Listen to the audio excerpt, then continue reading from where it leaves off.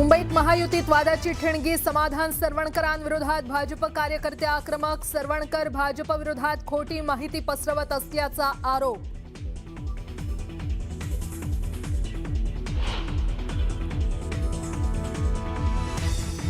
कल्याण डोंबिवलीत नगरसेवक पळवापळवी सुरूच, शिवसेना उबाठाचे आणखी 2 नगरसेवक मनसेच्या गोटात, नगरसेवकांची संख्या घसरली 7 वर.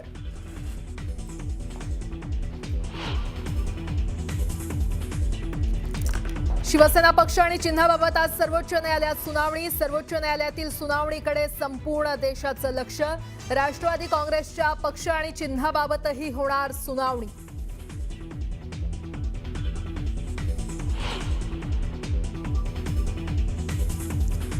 मातोश्री बाहेर बॅनरबाजीच्या माध्यमातून विरोधकांना डिवचण्याचा प्रयत्न, चिन्ह चोरलं, पक्षावर दरोडा टाकला तरी 71 नगरसेवक निवडून आले म्हणत टोलेबाजी.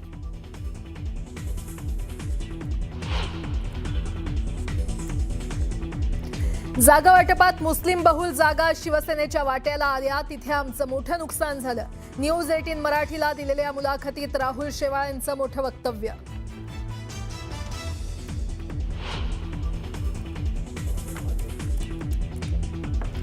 विजय वडेट्टीवार भाजपची बी टीम, नाव न घेता खासदार प्रतिभा धानोरकरांचं वडेट्टीवारांवर टीकास्त्र, मुनगंटीवारांच्या दाव्यावरून साधला निशाणा. चंद्रपूर काँग्रेसमधील गटबाजी चव्हाट्यावर.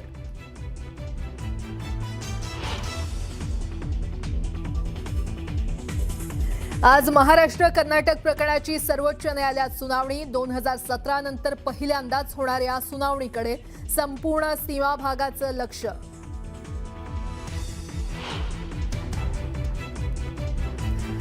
आता लाडक्या बहिणींची प्रत्यक्ष पडताळणी करण्याचा निर्णय, अंगणवाडी सेविकांमार्फत होणार पडताळणी. महिला व बाल विकास मंत्री अदिती तटकरेंची माहिती.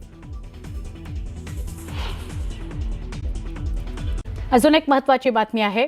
मुंबईमध्ये महायुतीत वादाची ठिणगी पडली असं कळतंय. भाजपवर आरोप करणाऱ्या समाधान सरवणकरांच्या विरोधात भाजप कार्यकर्ते आक्रमक झाले. सरवणकर भाजप विरोधात सोशल मीडियावर खोटी माहिती पसरवतायत असा आरोप करण्यात आलाय. सरवणकर यांच्या विरोधात माहीममधील भाजपा पदाधिकारी यांनी केलेला आहे. सायबर सेलकडे या संदर्भातली तक्रार सुद्धा समाधान सरवणकर यांच्या विरोधात केली जाणार आहे. भाजपने सहकार्य न केल्यानं निवडणुकीत पराभव झाला असा आरोप समाधान सरवणकर यांनी केलेला आहे.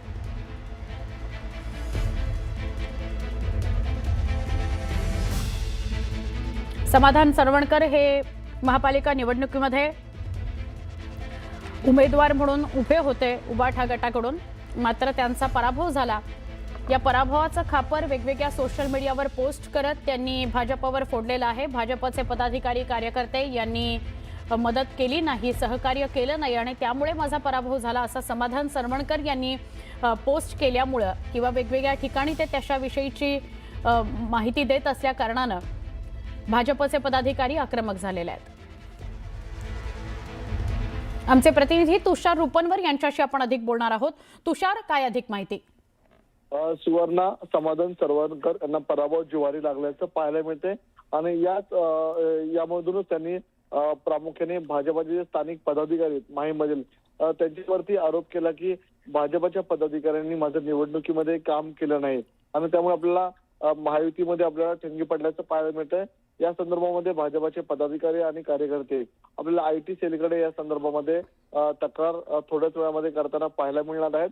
कारण की सदा सरवणकर आपल्याला एकनाथ शिंदेची शिवसेना या पक्षामधून उभे होते आणि त्यांना स्थानिक पातळीवरती भाजपच्या पदाधिकाऱ्यांकडून सहकार्य झालं नाही आणि यामुळे माझा पराभव झाला असं समाधान सरवणकरांनी सोशल मीडियाच्या माध्यमातून आपली नाराजी व्यक्त केली आणि याच नाराजीमुळे भाजपामध्ये मोठ्या प्रमाणामध्ये नाराजीचा सूर उमटला.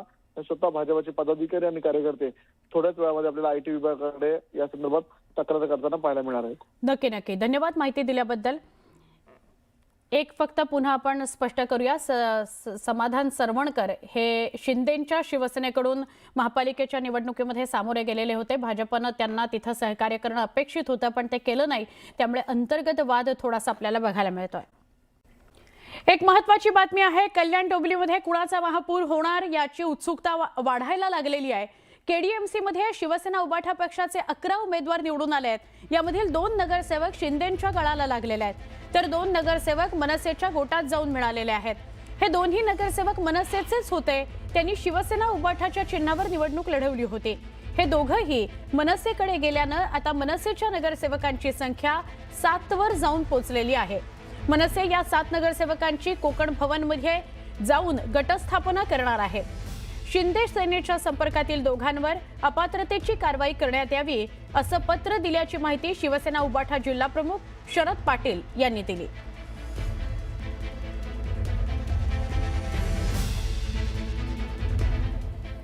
मनपा निवडणुकीच्या निकालानंतर मातोश्री बाहेर बॅनरबाजी बघायला मिळते। या बॅनरमधून विरोधकांना डिवचण्यात आलंय। चिन्ह चोरलं, पक्षावर दरोडा टाकला, आमदार फोडले, खासदार फोडले, तरी सत्याचा विजय झाला। 65+6 असे 71 नगरसेवक निवडून आले।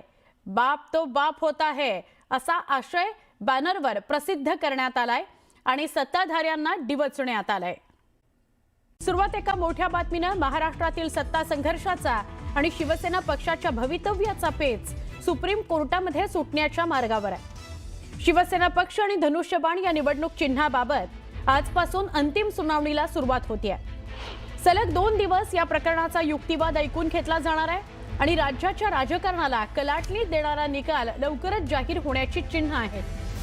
2022 साली एकसंध शिवसेनेतून फुटलेल्या एकनाथ शिंदे यांचा पक्ष हाच खरा शिवसेना पक्ष असल्याच्या आणि त्यांना धनुष्यबाण हे चिन्ह वापरण्यास मुभा देणाऱ्या केंद्रीय निवडणूक आयोगाच्या निर्णयाला उद्धव ठाकरे यांनी सर्वोच्च न्यायालयामध्ये आव्हान दिलेलं आहे। यासोबतच शिंदे पक्षाच्या आमदारांना अपात्र ठरवण्याऐवजी पात्र ठरवण्याच्या विधानसभा अध्यक्ष राहुल नार्वेकर यांच्या निर्णयाला सुद्धा शिवसेनेचे मुख्य प्रतोद सुनील प्रभू यांनी आव्हान दिलेलं आहे। या दोन्ही याचिकांवर एकत्रितपणे सुनावणी होणार आहे, त्यामुळे आज होणाऱ्या सुनावणीकडे महाराष्ट्राचं लक्ष आहे।